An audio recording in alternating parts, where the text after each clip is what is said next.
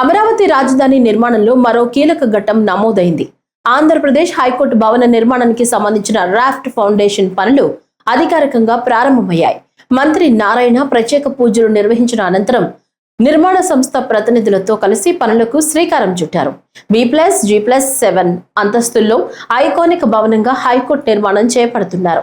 ప్రపంచ ప్రఖ్యాత ఆర్కిటెక్ట్ సంస్థ నార్మన్ ఫోస్టర్స్ అండ్ పార్ట్నర్స్ రూపొందించిన డిజైన్ తో ఈ భవనం నిర్మించనున్నారు.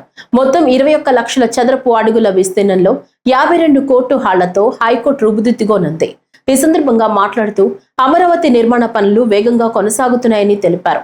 2027 చివరి నాటికి హైకోర్టు నిర్మాణాన్ని పూర్తి చేయడమే లక్ష్యంగా ప్రభుత్వం పనిచేస్తోందన్నారు.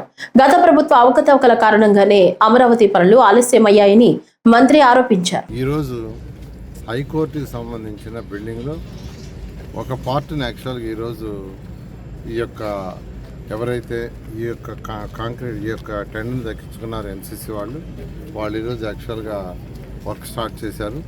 హైకోర్టు మొత్తం 21 లక్ష చదరపు అడుగులు మొత్తం టోటల్ కన్స్ట్రక్షన్ 21 లక్షలు 52 కోట్లు ఉంటాయి. అందులో B+G+7 ఫ్లోర్స్ మొత్తం అది. దీంట్లో ప్రతి second floor, 4th floor, 6th floor ఇవి వచ్చి కోర్ట్స్ ఉంటాయి. కోర్టు పక్కనే జడ్జెస్ యొక్క రూమ్స్, అడ్మినిస్ట్రేటివ్ రూమ్స్ కూడా ఉంటాయి.